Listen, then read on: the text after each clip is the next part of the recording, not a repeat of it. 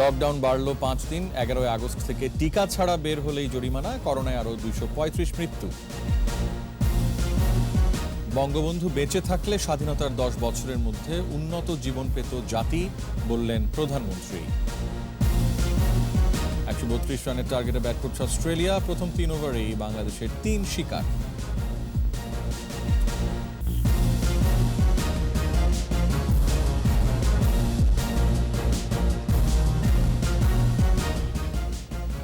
শুনছিলেন first security ইসলামী bank limited সংবাদ শিরোনাম। আমন্ত্রণ জানাচ্ছি রাত 9টার 21 সংবাদে। আপনাদের সাথে আছি আমি রিয়াজ হাফিজ। দর্শক, 21 টেলিভিশনের সংবাদ একই সাথে সরাসরি দেখতে পাবেন আমাদের ফেসবুক পেজ www.facebook.com/2124 অনলাইনে। চলমান বিধিনিষেধের মেয়াদ বাড়ল 10 আগস্ট পর্যন্ত। 11 তারিখ থেকে অফিস, আদালত, গণপরিবহন, শিল্প কারখানা সহ সবকিছুই খুলে দেওয়া হচ্ছে। তবে টিকা গ্রহণ ছাড়া কাউকে বাইরে আসতে দেওয়া হবে না। এজন্যই 7 আগস্ট থেকে শুরু হতে যাওয়া সপ্তাহব্যাপী গণটিকা ক্যাম্পেইনে সকলকে টিকা গ্রহণের আহ্বান করা হয়েছে। 18 বছরের ঊর্ধ্বে সকলেই সরাসরি টিকা কেন্দ্রে এসে টিকা নিতে পারবেন। রিপোর্টে আরও জানাচ্ছেন মোহাম্মদ নুরুন নবী। এক সপ্তাহে 1 কোটি টিকা প্রদান। সারা দেশে প্রত্যেক ওয়ার্ড পর্যায়ে 14,000 টিকা কেন্দ্রে টিকাকরণ ক্যাম্পেইন শুরু হচ্ছে।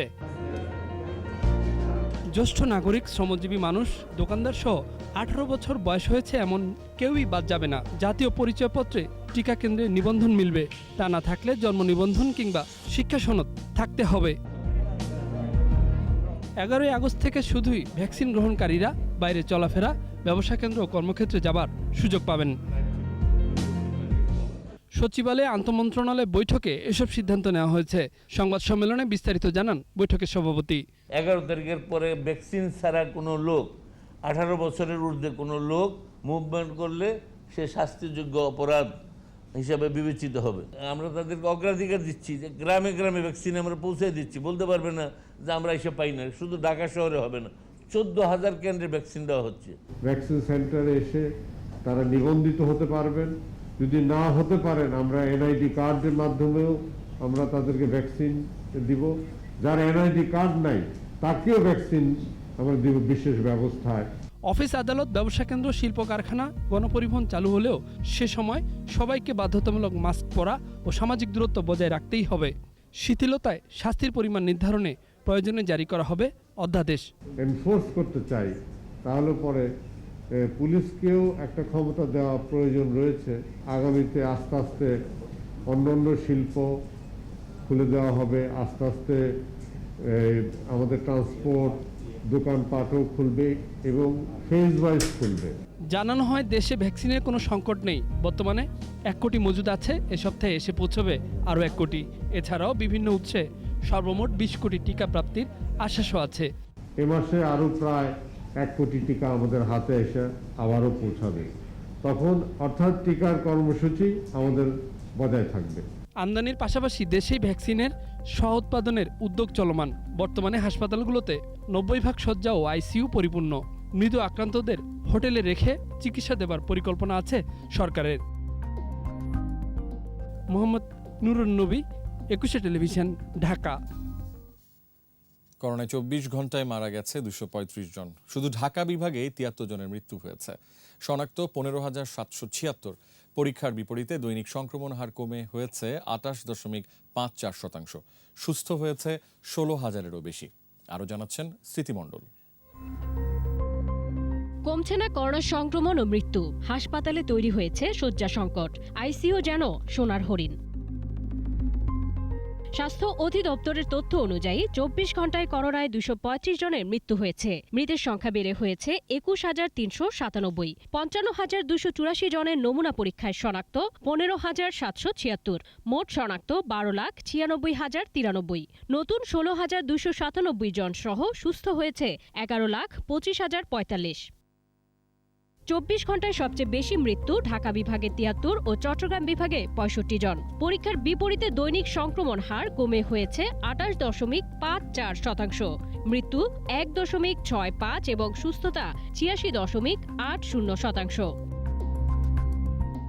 দেশে এ পর্যন্ত করোনা পরীক্ষা হয়েছে 78,99,169। স্মৃতিমণ্ডল, 21 টেলিভিশন, ঢাকা। তৃতীয় দফায় জাপান থেকে কোভ্যাক্সের আওতায় অ্যাস্ট্রাজেনেকার আরও 6,16,780 টিকা দেশে এসেছে। উপহার হিসেবে জাপান থেকে 30 লাখ টিকা আসার কথা। বিকেল 3:15টার দিকে শাহজালাল আন্তর্জাতিক বিমানবন্দরে একটি বিশেষ ফ্লাইটে টিকাগুলো ঢাকায় আসে। 3টি চালানে এ পর্যন্ত 16 লাখেরও বেশি টিকা এসেছে। টিকা গ্রহণ করেন স্বাস্থ্য অধিদপ্তরের ইপিআই-এর প্রোগ্রাম ম্যানেজার ডাক্তার মাওলা বক্স চৌধুরী। পরে তিনি বলেন, অ্যাস্ট্রাজেনেকার 2 ডোজ দেয়ায় আর কোনো সমস্যা থাকবে না। এছাড়া চলতি মাসের 7 তারিখ থেকে 12 তারিখ পর্যন্ত সারা দেশে টিকা ক্যাম্পেইন শুরু হবে।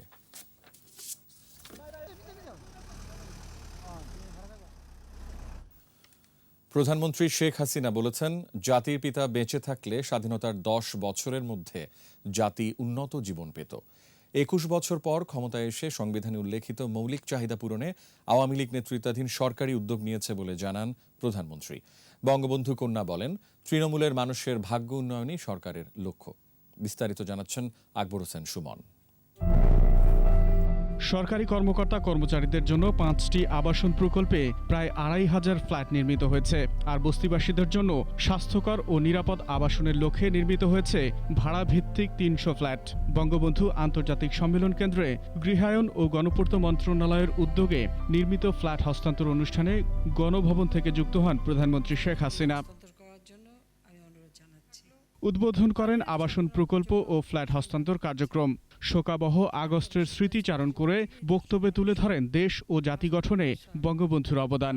আমাদের লক্ষ্য আছে যে বাংলাদেশে একটি মানুষ গৃহহারা থাকবে না, একটি মানুষ গৃহহীন থাকবে না, ভূমিহীন থাকবে না, প্রত্যেকের একটা ঠিকানা হবে। আর যারা এই ধরনের বিভিন্ন জায়গায় এরকম একটা বস্তির মতো করে আছেন, তাদের জন্য একটা সুষ্ঠু আবাসন ব্যবস্থা এটা আমরা করে দেব। আজকে যদি জাতির পিতা বেঁচে থাকতেন, আমি জানি হয়তো আজকে 50 বছর 40 বছর আগেই, অর্থাৎ স্বাধীনতার 10 বছরের মধ্যে এদেশের মানুষ উন্নত জীবন পেত। তৃণমূলের ভাগ্য পরিবর্তনে জাতির পিতার আদর্শ অনুসরণ করে আওয়ামী লীগ ঘরে ফেরা কর্মসূচি বাস্তবায়ন করে চলেছে। প্রধানমন্ত্রী জানান, প্রতিশ্রুতি অনুযায়ী একটি মানুষও গৃহহীন থাকবে না। আমাদের সরকারের একটাই চিন্তা, একেবারে তৃণমূলে পড়ে থাকা যে মানুষগুলি, তাদের ভাগ্য পরিবর্তন করা, তাদের জীবন মান উন্নত করা, তাদের একটি সুস্থ জীবন দেওয়া, উন্নত জীবন দেওয়া। যে মৌলিক চাহিদাগুলির কথা আমাদের সংবিধানে দেওয়া আছে, সেই চাহিদাগুলি পূরণ করা। প্রধানমন্ত্রী জানান, ঢাকায় নির্মিত ফ্ল্যাটে কম ভাড়া দিয়ে থাকতে পারবে বস্তিবাসী। তবে গ্রামে ফিরতে চাইলে জমি ও আর্থিক সহায়তা করবে সরকার। যতদিন এই ঢাকায় থাকবে তারা ভাড়া দিয়ে থাকবে। আর যারা নিজের গ্রামে ফিরতে চান, যদি কারো জমি না থাকে, তো জমি সহ আমরা ঘর দেব। আমাদের আশ্রয়ণ প্রকল্প 2-এর মাধ্যমে আমরা সেটা দিচ্ছি। সেই সাথে সাথে ঋণ পাবেন এবং সেখানে কাজ করার সুযোগ পাবেন, এবং প্রয়োজনে 6 মাসের খাবার আমরা বিনামূল্যে দেব, যাতে ওই 6 মাসের মধ্যে নিজেটা কাজ করে চলতে পারেন। এক ছাদের নিচে সব ধরনের সরকারি সেবা নিশ্চিতের নির্দেশ দেন প্রধানমন্ত্রী। পরে প্রধানমন্ত্রীর পক্ষে ফ্ল্যাট হস্তান্তর করেন গৃহায়ন ও গণপূর্ত প্রতিমন্ত্রী। আকবর হোসেন সুমন, 21 টেলিভিশন, ঢাকা। বাংলাদেশ অস্ট্রেলিয়া টি-20 সিরিজ প্রসঙ্গ। সিরিজের প্রথম টি-20তে বাংলাদেশের দেয়া 132 রানের টার্গেটে ব্যাট করছে অস্ট্রেলিয়া। শেষ খবরে অজিদের সংগ্রহ 5 উইকেটে 83 রান। মাঝারি মানের সংগ্রহ তাড়া করতে নেমে শুরুটা ভালো করতে পারেনি সফরকারীরা। স্কোরবোর্ডে কোনো রান ওঠার আগেই ওপেনার অ্যালেক্স ক্যারিকে সাজঘরে ফেরান মাহদি হাসান। বঙ্গবন্ধু হত্যাকাণ্ডে নেপথ্যের ষড়যন্ত্রকারী ও সুবিধাভোগীদের ভূমিকা বিএনপি ধামাচাপা দেবার চেষ্টা করছে বলে অভিযোগ করেছেন আওয়ামী লীগের সাধারণ সম্পাদক ওবায়দুল কাদের। নিয়মিত ব্রিফিংয়ে তিনি বলেন, ইতিহাসকে কলঙ্কিত করেছে বিএনপি। বঙ্গবন্ধু হত্যাকাণ্ডের পর খন্দকার মোস্তাক কাকে সেনা প্রদান করেছিলেন, জেনারেল জিয়া কী ভূমিকা ছিল, খুনিরা কার কাছে রিপোর্ট করেছিল হত্যাকাণ্ড ঘটিয়ে, তখন জিয়ার মন্তব্য কী ছিল, এসব ঐতিহাসিক সত্য ফকুল সাহেবরা নতুন করে বাকপটুতা ধামা চাপা দেওয়ার নির্লজ্জ ব্যর্থ চেষ্টা করে লাভ নেই। কাউন্সিলের মাধ্যমে দ্রুতই বিএনপি ঢাকা মহানগর উত্তর এবং দক্ষিণের পূর্ণাঙ্গ কমিটি ঘোষণা করা হবে বলে জানিয়েছেন দলটির মহাসচিব মির্জা ফখরুল ইসলাম আলমগীর। ঢাকা উত্তর ও দক্ষিণের আহ্বায়ক কমিটির সদস্যরা সাক্ষাৎ করতে গেলে তিনি বলেন, নবীন এবং প্রবীণের সমন্বয়ে গঠিত কমিটি কার্যকর ভূমিকা রাখবে। বর্তমান কমিটি নিয়ে ক্ষোভের বিষয়ে মির্জা ফখরুল বলেন, বিএনপির মতো বড় দলের কমিটি গঠন নিয়ে ছোটখাটো সমস্যা থাকতেই পারে, তবে যোগ্যদেরই মূল্যায়ন করা হয়েছে বলে দাবি করেন বিএনপির মহাসচিব। সক্রিয়, সচল এবং কার্যকরী এই আহ্বায়ক কমিটি তারা অতি দ্রুত দলকে সুসংগঠিত করবে এবং একটি কাউন্সিলের মাধ্যমে নতুন কার্যকরী কমিটি গঠন করবে। একটা বিশাল রাজনৈতিক দল, সেই রাজনৈতিক দলে যখন কমিটি একটা তৈরি করা হয় সেখানে ছোটোখাটো দু একটা সমস্যা থাকতেই পারে, কিন্তু আমরা যেটা দেখছি আপনার যে একদম পরীক্ষিত রাজনৈতিক নেতৃবৃন্দদের দিয়েই আপনার এই কমিটি গঠন করা, যেমন প্রবীণ এবং নবীনের একটা সমন্বয় করা হয়েছে। এবার ধরা পড়ল হেলেনা জাহাঙ্গীরের আরও 2 সহযোগী। সংবাদ সম্মেলনে র্যাবের আইন ও গণমাধ্যম শাখার পরিচালক জানান, সামাজিক যোগাযোগ মাধ্যমে রাষ্ট্রীয় গুরুত্বপূর্ণ সংস্থা ও ব্যক্তিবর্গের সম্মানহানির অভিযোগে তাদের গ্রেফতার করা হয়েছে।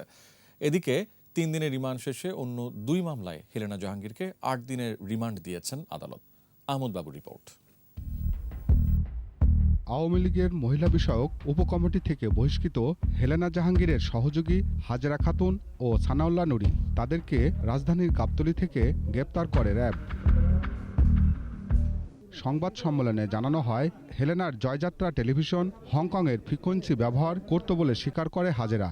হংকংয়ের একটি স্যাটেলাইটের মাধ্যমে তরঙ্গ বরাদ্দ নিয়ে বাংলাদেশে সহ বিশ্বের 34টি দেশে স্বাভাবিকভাবে সম্প্রচার করে আসছিল, যেটি একটি অবৈধ। এছাড়া বাংলাদেশের 50টি জেলায় ও বিশ্বের 34টি দেশে প্রতিনিধি নিয়োগের মাধ্যমে বিপুল পরিমাণ অর্থ হাতিয়ে নিয়েছে হেলেনা জাহাঙ্গীর। জেলা পর্যায়ে প্রতিনিধিদের কাছ থেকে তিনি এককালীন 50,000 থেকে 1 লক্ষ টাকা পর্যন্ত নিতেন। উপজেলা পর্যায়ে প্রতিনিধিদের কাছ থেকে এককালীন 10 থেকে 20,000 টাকা পর্যন্ত নেওয়া হতো। দেশের বাহিরে প্রতিনিধি নিয়োগের ক্ষেত্রে 1 থেকে 5 লক্ষ টাকা নেওয়া হতো এবং সেই ক্ষেত্রেও মাসে মাসে তারা 10 থেকে 20,000 টাকা নিতেন। র্যাব জানায়, জয়যাত্রা ফাউন্ডেশনের আয়ের সামান্যই সামাজিক কাজে খরচ হতো, বাকি টাকা সন্তানের নামে সঞ্চয় করতেন হেলেনা। জনকল্যাণমূলক কার্যক্রমকে ঢাল হিসেবে ব্যবহার করে হেলেনা জাহাঙ্গীরের প্রচার প্রচারণায় এই সংগঠনের বিভিন্ন অর্থ ব্যবহার করা হয়েছে। এদিকে রাজধানীর গুলশান থানায় ডিজিটাল নিরাপত্তা আইনে 3 দিনের রিমান্ড শেষে আদালতে হাজির করা হয় হেলেনা জাহাঙ্গীরকে। পরে গুলশান ও পল্লবী থানার 4 মামলায় 29 দিন রিমান্ড চাইলে শুনানি শেষে আদালত 14 দিনের রিমান্ড মঞ্জুর করেন। আহমদ বাবু, 21 টেলিভিশন, ঢাকা। এবার SIBL ব্যবসা বাণিজ্যের খবর।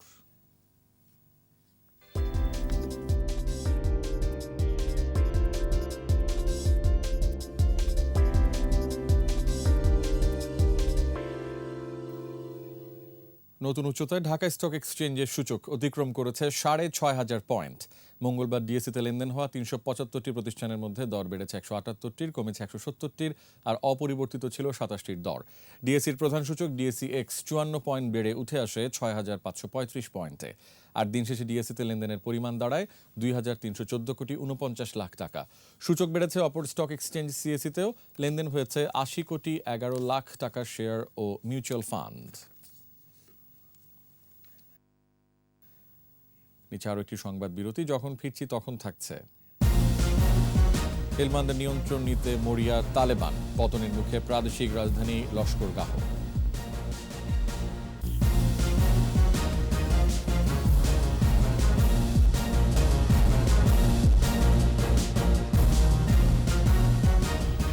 আমন্ত্রণ আবারও রাত 9টার 21 সংবাদে। আন্তর্জাতিক খবর।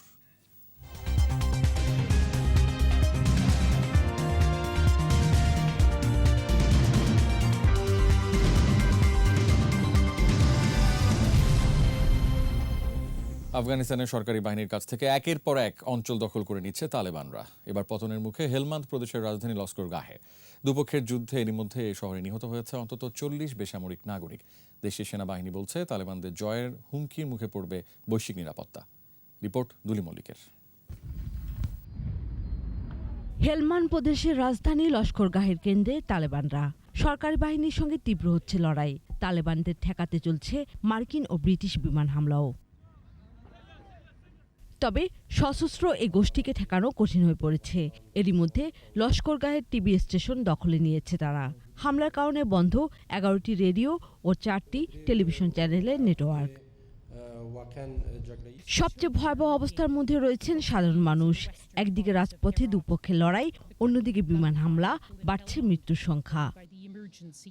হেলমান্দের নেতৃত্ব দেয়া আফগান জেনারেল সামি সাদাত এই সংঘাতকে সর্বগ্রাসী ক্ষমতার যুদ্ধ উল্লেখ করে বলেন, বিভিন্ন জঙ্গি গোষ্ঠী যোগ দিচ্ছে তালেবানদের সঙ্গে। বিশ্লেষকরাও হেলমান্দ প্রদেশে তালেবানের নিয়ন্ত্রণ নিয়ে সতর্ক করেন, বলেন এটি হারানো আফগান সরকারের জন্য বড় বিপর্যয় হবে। অন্যদিকে হেলমান্দ ছাড়াও দেশটির দ্বিতীয় বৃহত্তম শহর কান্দাহার ও পশ্চিমাঞ্চলীয় হেরাত শহর দখল নিতে তীব্র লড়াই চালাচ্ছে তালেবানরা। আফগানিস্তানে প্রায় 2 দশক অভিযান চালানোর পর যুক্তরাষ্ট্রের সেনা প্রত্যাহারের পর থেকেই তালেবানদের উত্থান স্পষ্ট রূপ নিচ্ছে। আফগান প্রেসিডেন্ট আশরাফ ঘানি এর জন্য আবারও যুক্তরাষ্ট্রকে দায়ী করেছেন, যদিও সেনা প্রত্যাহারে অনড় যুক্তরাষ্ট্র। একই সাথে মার্কিন সেনাদের সঙ্গে কাজ করা আফগানদের দেশটি থেকে নিয়ে যেতেও চায় মার্কিন প্রশাসন। দুলি মল্লিক, 21 টেলিভিশন। খেলার খবর।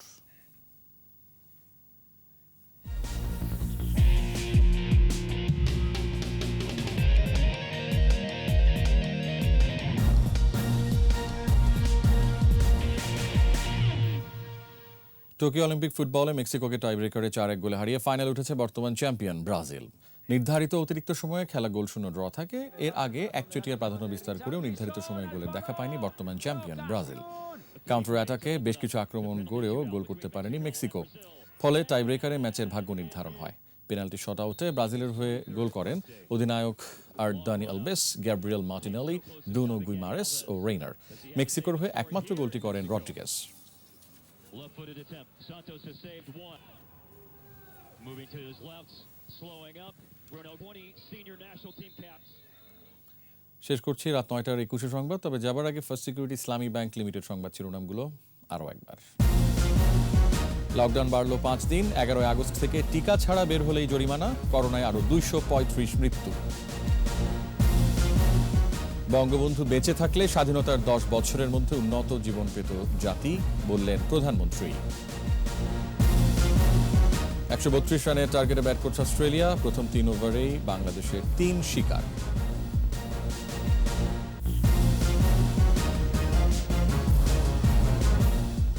সর্বশেষ খবর জানতে ডায়াল করুন 2021 নম্বরে আর ভিজিট করুন 21erstv.com ওয়েবসাইটে। এছাড়া ফেসবুকে লগ ইন করতে পারেন facebook.com/21er24 অনলাইনে। আমাদের পরবর্তী সংবাদ রাত 11টায় দেখার আমন্ত্রণ রইল। দর্শক, স্বাস্থ্যবিধি মেনে চলুন, সুস্থ থাকুন। 21 সংবাদ দেখুন, সঙ্গে থাকুন।